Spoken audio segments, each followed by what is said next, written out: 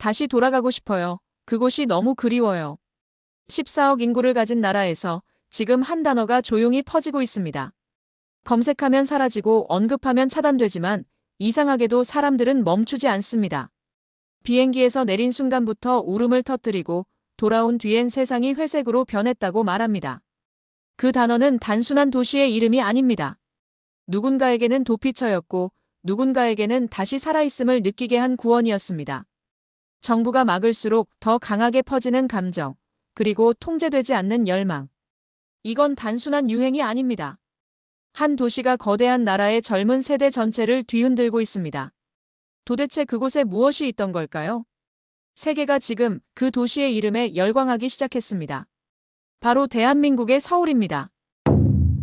병이 퍼지는데 증상이 보이지 않는다면 어떻게 하시겠습니까? 중국에서 이상한 현상이 번졌습니다. 서울 여행 후 침묵하는 사람들이 급증했죠. SNS를 끊었습니다. 왜 그랬을까요? 중국 정부가 검열을 시작했습니다. 무엇이 두려웠던 겁니까? 그때 깨달았습니다. 이건 감정의 전염이라는 걸 말이죠. 저는 루카스 드발입니다. 파리 국제문화연구소에서 25년간 문화 충돌을 연구해온 학자죠. 솔직히 처음엔 비웃었습니다. 서울병이라니 SNS 유행어가 사회 현상일 리 없다고 생각했습니다. 하지만 데이터가 말했습니다. 이건 진짜라고 말이죠. 2024년 가을이었습니다. 베이징 공항 입국 통계를 분석하던 중이었죠. 이상한 패턴이 보였습니다. 서울에서 돌아온 중국인 여행객 중 78%가 귀국 후 일주일 내에 SNS 활동을 멈췄습니다. 게시물도 댓글도 좋아요도 없었죠. 그냥 사라졌습니다. 처음엔 단순한 피로라고 생각했습니다. 여행 후유증이겠거니 했죠. 하지만 기간이 문제였습니다. 일주일이 아니었습니다. 한 달이 지나도 침묵했죠. 두 달이 지나도 마찬가지였습니다. 더 이상한 건 그 다음이었습니다. 더우인에서 서울병이라는 태그가 폭발했죠. 하루 1,000만 조회수를 넘었습니다. 일주일 만에 1억을 돌파했죠. 영상 내용은 비슷했습니다. 서울 거리를 걷는 장면, 한국 음식을 먹는 모습, 지하철 안 풍경들이었죠. 그런데 댓글이 기묘했습니다. 다시 가고 싶은데 갈 수가 없어요.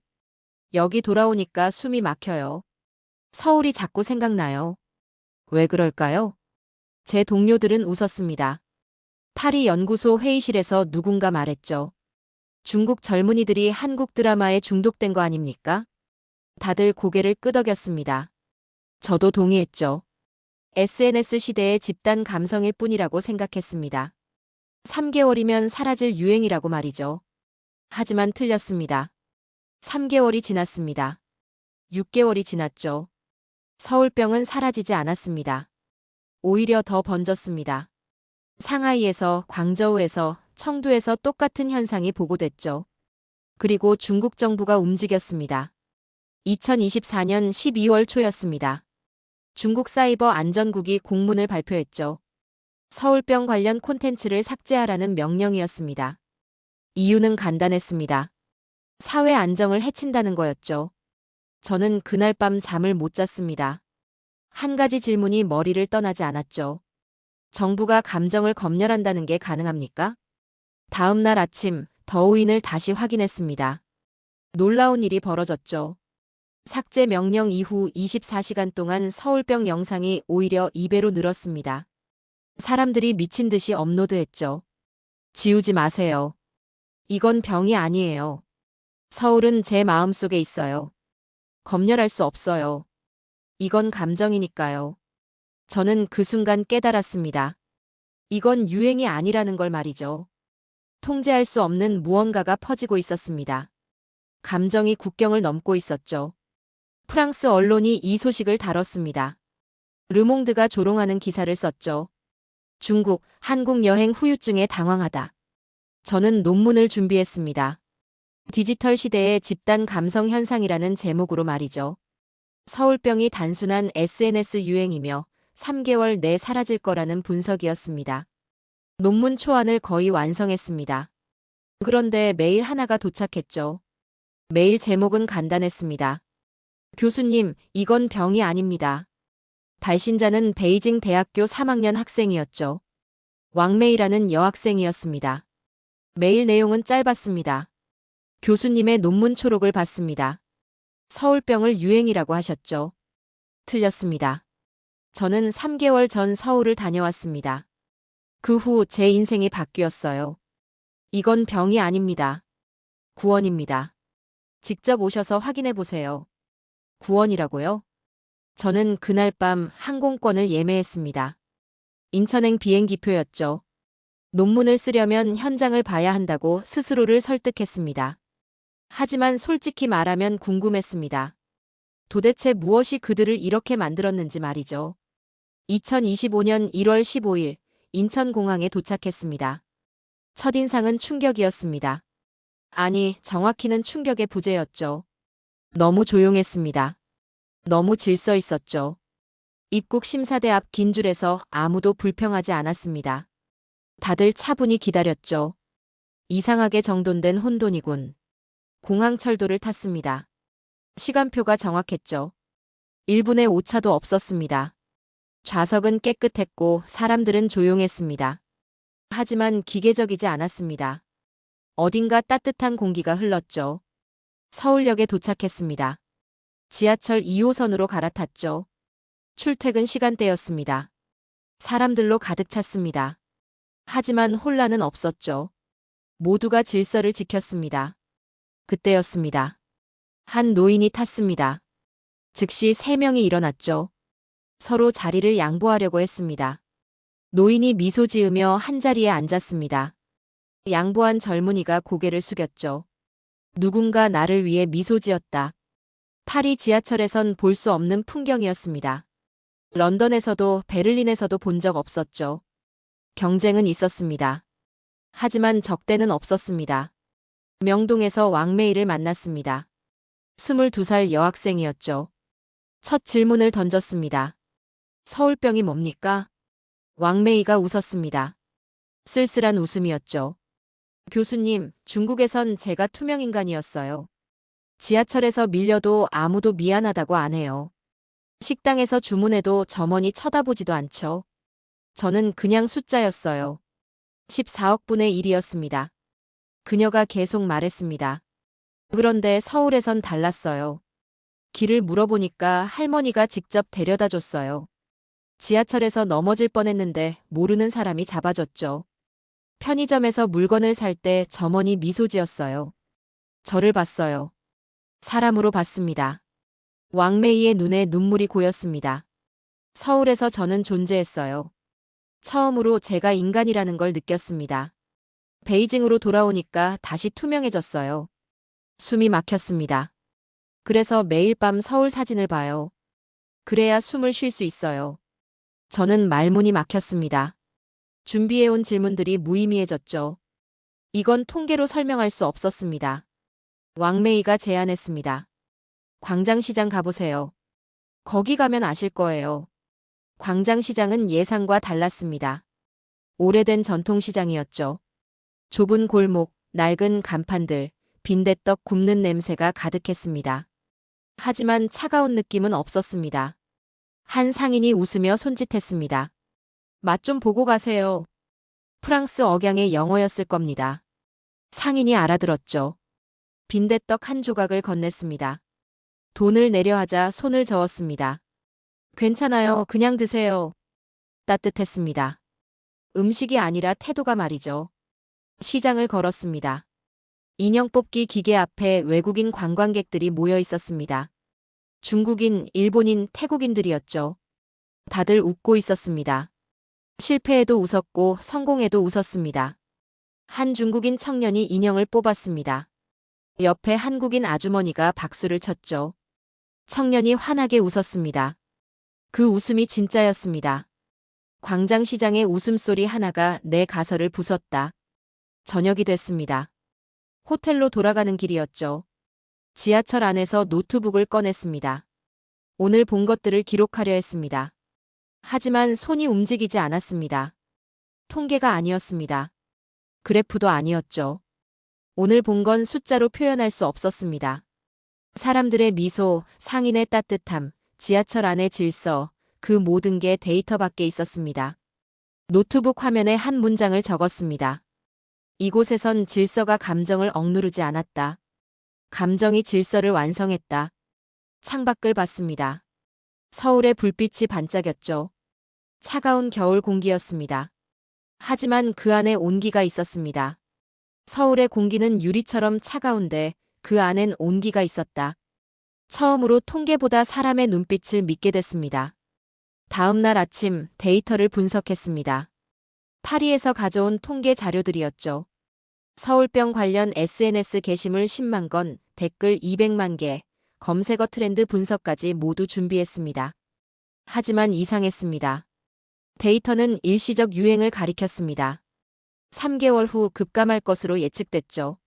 그런데 현실은 정반대였습니다. 6개월째 증가하고 있었습니다. 모든 그래프가 거짓말을 하고 있었다. 뭔가 빠졌습니다. 숫자가 포착하지 못하는 변수가 있었죠. 오전 10시 왕메이가 다시 연락했습니다. 다른 중국인 유학생들을 소개해주겠다고 했죠. 홍대 앞 카페에서 만났습니다. 5명이 왔습니다. 모두 20대였죠. 베이징, 상하이, 청두에서 온 학생들이었습니다. 첫 질문을 던졌습니다. 서울에서 가장 인상 깊었던 게 뭡니까? 한 학생이 대답했습니다. 리청이라는 남학생이었죠. 지하철에서 할아버지가 쓰러졌어요. 즉시 5명이 달려갔습니다. 누가 시키지 않았어요. 그냥 움직였죠. 중국이었다면 아무도 안 도왔을 겁니다. 책임질까봐 무서우니까요. 다른 학생이 말했습니다. 편의점 알바생이 제게 고맙다고 인사했어요. 제가 손님인데 말이죠. 중국에선 손님이 갑입니다. 여기선 서로가 사람이었어요. 세 번째 학생이 눈물을 보였습니다. 명동에서 길을 잃었어요. 한 아주머니가 30분 동안 저를 데려다 줬습니다. 버스비까지 내주셨어요. 왜 그러냐고 물었더니 웃으시면서 괜찮다고 하셨습니다. 저는 그날 밤 펑펑 울었어요. 이야기를 듣는 동안 깨달았습니다. 서울은 회색이 아닌 색이었다. 이건 관광이 아니었습니다. 치유였죠. 이들은 서울에서 잃어버린 무언가를 되찾았습니다. 인간성 말입니다. 왕메이가 조용히 말했습니다. 교수님, 중국은 빠릅니다. 효율적이죠. 하지만 차갑습니다. 사람이 부품이에요. 서울은 달랐어요. 빠른데 따뜻했습니다. 질서가 있는데 숨통이 트였죠. 이게 가능하다는 걸 처음 알았어요. 인터뷰가 끝났습니다. 학생들이 떠났죠. 저는 카페에 혼자 남았습니다. 노트북을 열었습니다. 논문 초안을 지웠습니다. 한 글자도 맞는 게 없었죠. 감정은 측정할 수 없었다. 오후 3시 광화문으로 걸어갔습니다. 겨울바람이 차갑게 불었죠. 하늘이 흐려졌습니다. 광화문 광장은 넓었습니다. 세종대왕 동상이 서 있었죠. 관광객들이 사진을 찍었습니다. 시민들이 산책했습니다. 벤치에 앉았습니다. 사람들을 관찰했죠. 한 아버지가 아이 손을 잡고 걸었습니다. 아이가 넘어졌습니다. 아버지가 웃으며 일으켜줬죠. 야단치지 않았습니다. 한 커플이 걸었습니다. 서로 기대며 웃었죠. 과하지 않았습니다. 자연스러웠습니다. 한 노인이 비둘기에게 먹이를 줬습니다. 천천히 조용히 움직였죠. 평화로웠습니다. 사람들의 미소가 데이터보다 설득력 있었다. 눈이 내리기 시작했습니다. 처음엔 작은 눈송이였습니다. 점점 굵어졌죠. 하얀 눈이 광장을 덮었습니다. 사람들이 웃었습니다. 아이들이 뛰어다녔죠. 커플들이 손을 맞잡았습니다. 노인들이 고개를 들어 하늘을 봤습니다. 그 순간이었습니다. 제 안에서 무언가 무너졌습니다. 25년간 쌓아온 냉정함이 흔들렸죠. 학자로서의 거리가 사라졌습니다. 나는 연구자가 아니라 증인이 되어 있었다. 눈을 맞으며 서 있었습니다. 차가운 눈이었습니다. 하지만 마음은 따뜻했죠. 이 도시에는 질서가 있었습니다. 하지만 그 질서가 사람을 짓누르지 않았습니다. 오히려 사람을 품었죠. 감정이 질서를 만들고 질서가 다시 감정을 지켰습니다. 이 도시는 감정의 질서 위에 서 있다. 호텔로 돌아왔습니다. 노트북을 켰죠. 새 파일을 만들었습니다. 제목을 적었습니다. 감정, 경제가 아닌. 파리 본부에 보낼 보고서가 아니었습니다. 제 고백이었죠. 첫 문장을 썼습니다. 서울은 나를 연구하지 않았다. 나를 치유했다. 창밖을 봤습니다. 눈이 계속 내렸습니다. 서울의 불빛들이 눈 속에서 반짝였죠. 저는 더 이상 외부인이 아니었습니다. 파리에서 이메일이 왔습니다. 발신자는 연구윤리위원회였죠. 제목은 연구 방향에 대한 우려였습니다. 내용은 간단했습니다. 루카스 교수님의 최근 보고서를 검토했습니다. 우려스럽습니다. 연구가 과도하게 감정적입니다. 학술적 객관성이 결여돼 있습니다. 즉시 수정하시기 바랍니다. 그들은 내가 감정을 연구한다는 이유로 날 비난했다. 동료들의 메시지가 이어졌습니다. 3명이 연락했죠. 루카스, 자네 정신 차리게. 서울병은 마케팅일 뿐이야. 25년 경력이 아깝지 않나? SNS 유행에 속았어. 한국 정부가 자네를 이용하는 거야. 깨어나게. 제 손이 떨렸습니다. 분노가 아니었습니다. 혼란이었죠. 정말 제가 속은 겁니까? 감정에 휩쓸린 겁니까?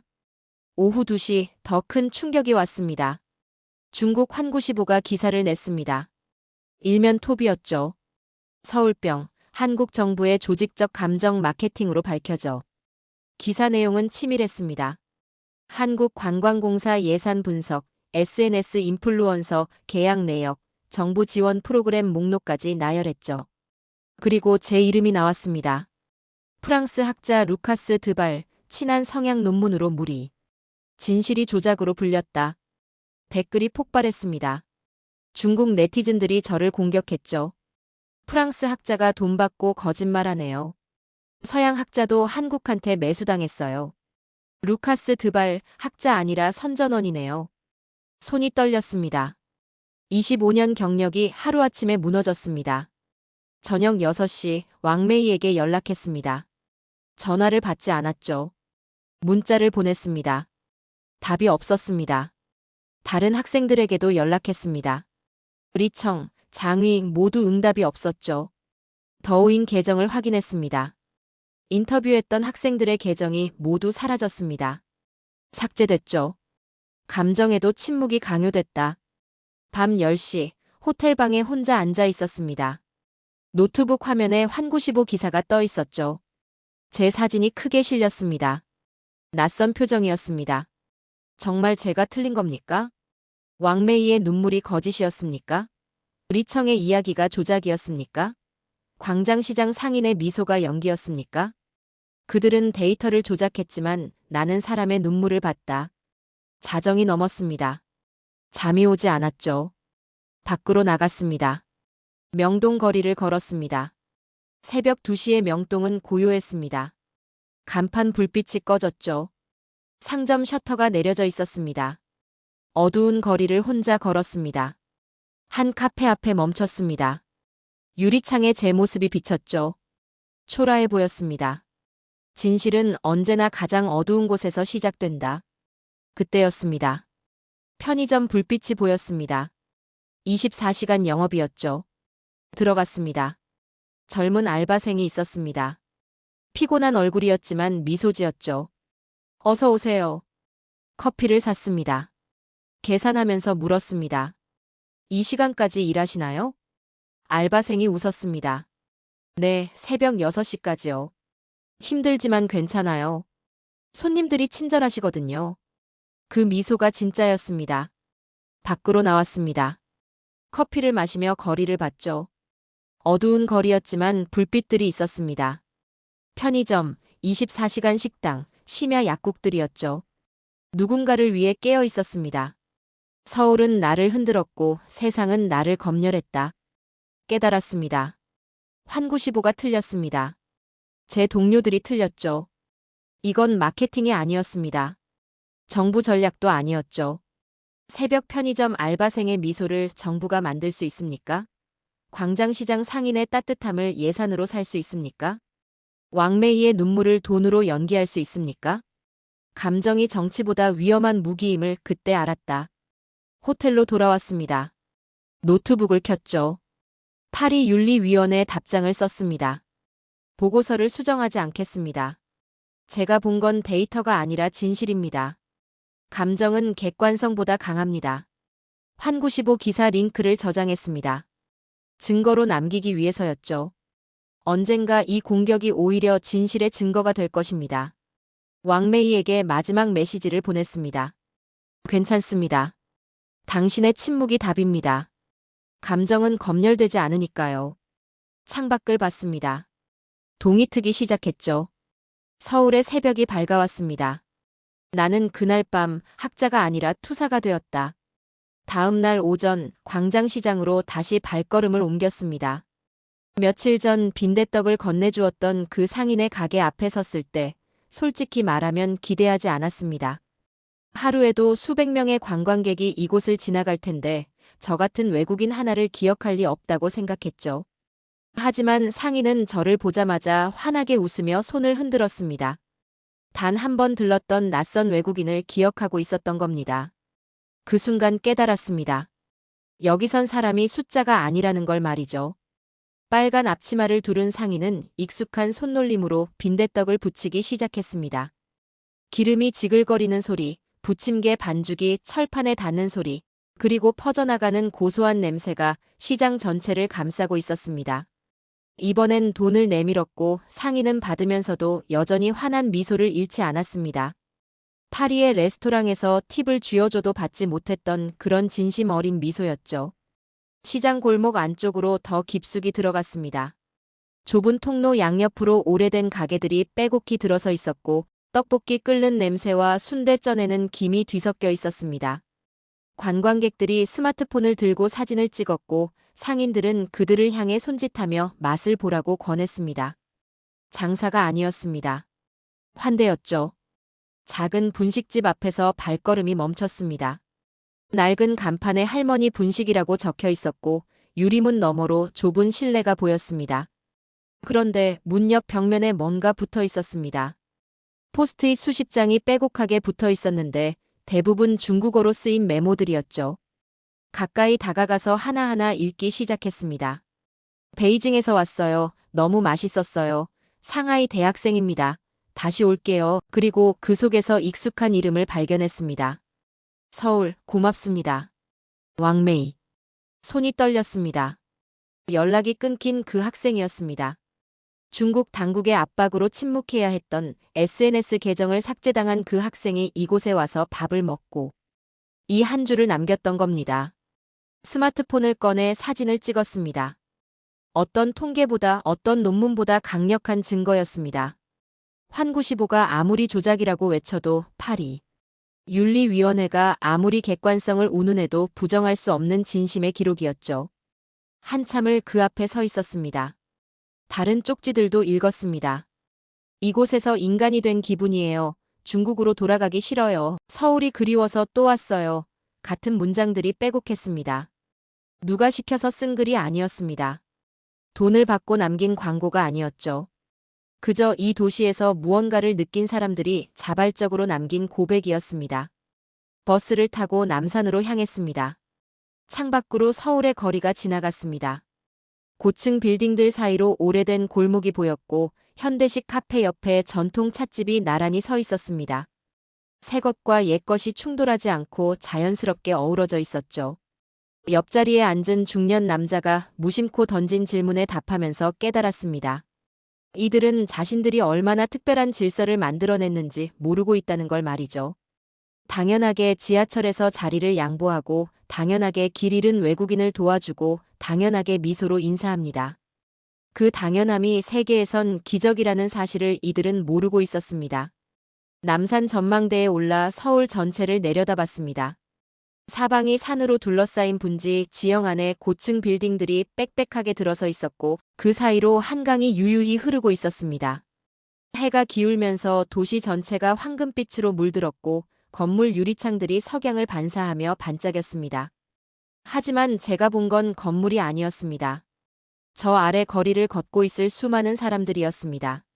출근길 지하철에서 자리를 양보하는 청년, 광장시장에서 빈대떡을 부치는 상인, 편의점에서 미소 짓는 알바생, 분식집 벽에 감사 쪽지를 남긴 왕매이, 그 모든 사람들의 일상이 모여 이 도시를 만들고 있었습니다. 노트북을 꺼냈습니다. 연구일지 제목을 수정했습니다. 감정, 경제가 아닌이라고 적혀있던 제목을 지우고 새로 썼습니다. 감정의 질서라고 말이죠. 이 도시엔 질서가 있었지만 그 질서가 사람을 억누르지 않았고, 감정이 있었지만 그 감정이 혼란을 만들지 않았습니다. 감정과 질서가 서로를 완성하고 있었던 겁니다. 해가 완전히 졌습니다. 서울의 불빛들이 하나둘 켜지기 시작했습니다. 수백만 개의 불빛이 도시를 밝혔지만 제게는 그 불빛 하나하나가 사람의 온기처럼 느껴졌습니다. 파리 본부로 보고서를 전송했습니다. 제목은 감정의 질서, 서울이 만들어가는 새로운 문명이었습니다. 2주간의 현장 조사 결과를 정리한 60페이지 분량의 보고서였죠. 통계와 인터뷰, 관찰 기록과 분석이 담겨 있었습니다. 하지만 가장 중요한 건 마지막 결론이었습니다. 서울은 21세기 인류가 나아가야 할 감정 문명의 모델이다라고 썼습니다. 전송 버튼을 누르는 순간 가슴이 두근거렸습니다.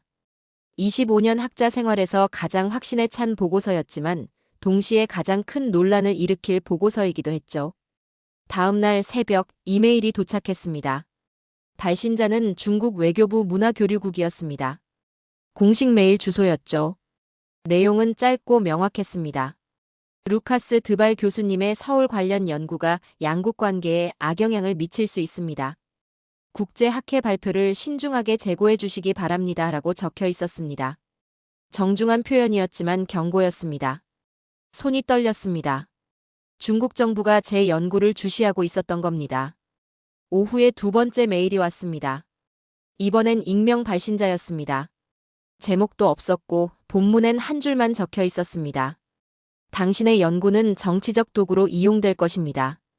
발표를 취소하십시오. 협박이었습니다. 누가 보냈는지는 몰랐지만 메시지는 분명했죠. 저녁 9시쯤 호텔 복도에서 이상한 일이 있었습니다. 방에서 나와 엘리베이터로 향하는데 복도 끝에 낯선 남자가 서 있었습니다. 검은 코트를 입은 동양인이었죠. 제 쪽을 응시하고 있었습니다. 눈이 마주쳤지만 남자는 표정 하나 변하지 않았습니다.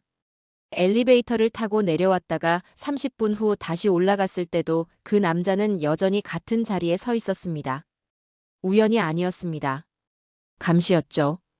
그날 밤 잠을 이룰 수 없었습니다. 침대에 누워 천장을 바라보며 생각했습니다. 제가 지금 하고 있는 일이 과연 옳은 일인지, 학자로서 선을 넘은 건 아닌지, 혹시 제가 누군가의 정치적 도구로 이용당하고 있는 건 아닌지 의심이 밀려왔습니다. 25년간 지켜온 학문적 중립성이 흔들렸습니다. 왕메이의 눈물이 진짜였다고 확신했지만 혹시 제가 감정에 휩쓸려 객관성을 잃은 건 아닐까 하는 두려움이 엄습했죠. 노트북을 켰습니다. 스마트폰에 저장해뒀던 영상들을 다시 재생했습니다. 광장시장에서 찍은 상인들의 미소, 지하철에서 자리를 양보하는 시민들, 명동 거리를 걷는 관광객들의 행복한 표정들이었습니다. 그리고 왕메이가 남긴 쪽지 사진도 다시 봤습니다. 서울, 고맙습니다라는 그 짧은 문장이 화면에 떠올랐습니다. 그 순간 깨달았습니다. 이건 정치가 아니라는 걸 말이죠. 이건 인간의 이야기였습니다. 누가 뭐라 하든 어떤 압박이 오든 이 진실만은 세상에 알려야 한다는 확신이 들었습니다. 다음 날 아침 충격적인 일이 벌어졌습니다. 노트북을 켰는데 모든 파일이 사라져 있었습니다. 2주간 작성한 인터뷰 기록, 관찰 일지, 사진 자료, 영상 파일들이 흔적도 없이 삭제돼 있었습니다. 휴지통도 비어 있었죠. 클라우드를 확인했지만 그것도 마찬가지였습니다. 누군가 제 계정에 침입해서 모든 자료를 지워버린 겁니다. 손이 떨렸습니다. 2주간의 연구가 한순간에 날아갔습니다. 내일이 학회 발표인데 증거 자료가 하나도 남지 않았습니다.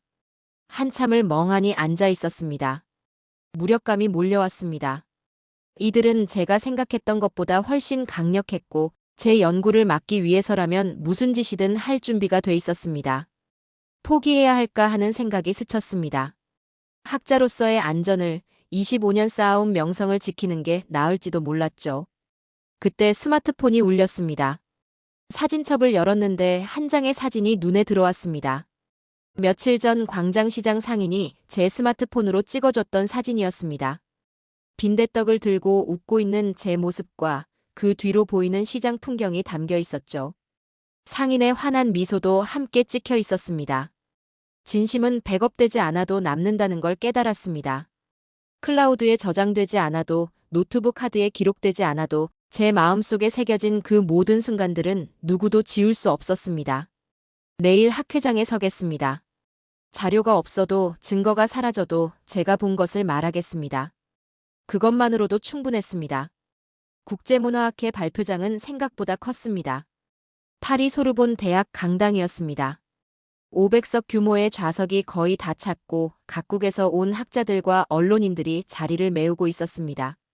단상 위 연단의 서자 조명이 제 얼굴을 향했고 수백 쌍의 눈이 저를 응시했습니다. 손에 든 건 스마트폰 한 대뿐이었습니다. 그 안에 광장시장 사진 단 한 장만 저장돼 있었죠. 준비한 프레젠테이션도, 통계 자료도, 인터뷰 영상도 모두 사라졌지만 상관없었습니다. 제가 본 것을 말하면 됐습니다. 마이크를 잡았습니다. 청중들이 조용해졌습니다.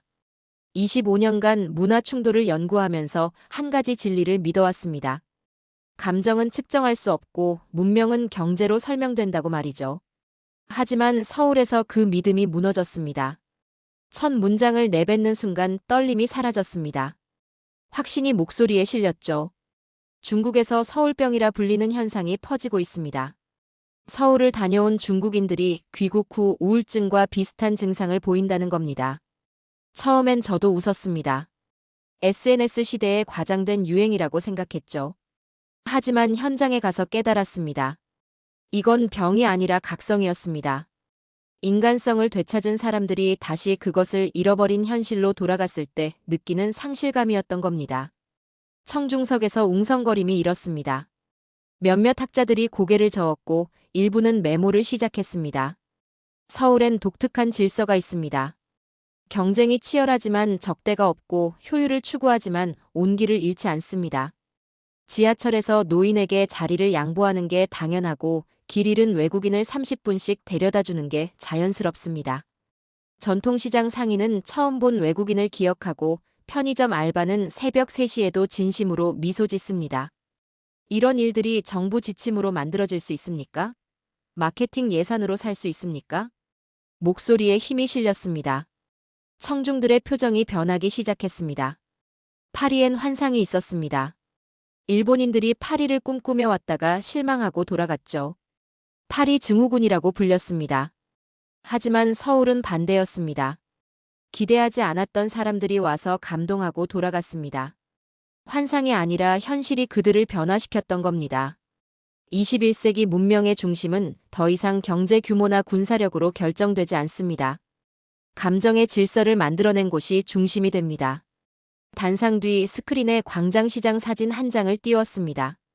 빈대떡을 파는 상인과 웃고 있는 관광객들의 모습이었습니다. 거창한 데이터도 화려한 그래프도 아닌 평범한 일상의 한 장면이었죠. 이 사진 한 장이 제가 준비한 모든 자료보다 강력합니다. 여기엔 통계로 포착할 수 없는 무언가가 담겨 있습니다. 인간의 온기입니다. 서울은 경제가 아닌 감정으로 세계를 움직이기 시작했습니다. 발표가 끝났습니다. 잠시 침묵이 흘렀습니다. 그리고 박수가 터져나왔습니다. 앞줄에 앉았던 독일 학자가 일어서며 박수를 쳤고 옆 사람들도 따라 일어섰습니다. 기립박수였습니다. 청중석 절반 이상이 일어나 박수를 보냈습니다. 물론 반대편 좌석에선 팔짱을 낀 채 냉소적인 표정을 짓는 사람들도 있었지만 그건 중요하지 않았습니다. 발표장을 나서자 기자들이 몰려들었습니다. 각국 언론사 명찰을 단 사람들이었죠. 질문이 쏟아졌습니다. 한국 정부로부터 지원을 받았습니까? 아닙니다. 개인 연구입니다. 중국 정부의 반발을 예상하십니까? 예상합니다. 하지만 진실은 반발을 두려워하지 않습니다. 서울 모델이 다른 도시에도 적용 가능하다고 보십니까? 가능합니다. 하지만 쉽지 않을 겁니다. 이건 시스템이 아니라 문화이기 때문입니다. 호텔로 돌아왔습니다. 노트북을 켜자 메일함이 폭발해 있었습니다. 100통이 넘는 메일이 쌓여 있었죠. 각국 학자들의 찬사, 언론사의 인터뷰 요청, 그리고 중국 네티즌들의 메시지도 있었습니다. 한 중국 학생이 보낸 메일이 눈에 들어왔습니다. 교수님, 저희는 아프지 않았어요. 살아 있었던 거예요. 서울에서 처음으로 인간이 된 기분을 느꼈어요. 중국으로 돌아와서 다시 숫자가 됐을 뿐이에요. 교수님이 그걸 세상에 말해줘서 고맙습니다. 눈시울이 뜨거워졌습니다. 제가 한 일이 틀리지 않았다는 확신이 들었습니다. 창밖을 봤습니다. 파리의 밤이 깊어가고 있었습니다. 하지만 제 마음은 여전히 서울에 머물러 있었습니다. 광장시장의 따뜻함이, 지하철 안의 질서가, 명동거리의 불빛이 생생하게 떠올랐습니다. 세계는 조용히 변하기 시작했습니다. 감정이 정치보다 빠르게 움직이고 있었습니다. 학회가 끝나고 일주일 후 다시 인천공항에 도착했습니다. 이번엔 연구자가 아니었습니다. 증인으로 돌아온 겁니다. 파리에서의 발표 이후 세계 언론이 서울을 주목하기 시작했고 제 이름은 그 논쟁의 중심에 서 있었습니다. 찬사와 비난이 동시에 쏟아졌지만 상관없었습니다. 제가 본 진실은 변하지 않았으니까요. 공항철도를 타고 서울역으로 향하는 동안 창밖 풍경을 바라봤습니다. 겨울이 깊어지고 있었습니다. 나무들은 앙상한 가지만 남았고 하늘은 차갑게 흐려 있었지만 이상하게 마음은 따뜻했습니다. 이 도시가 저를 기다리고 있다는 느낌이 들었죠. 광장시장으로 발걸음을 옮겼습니다.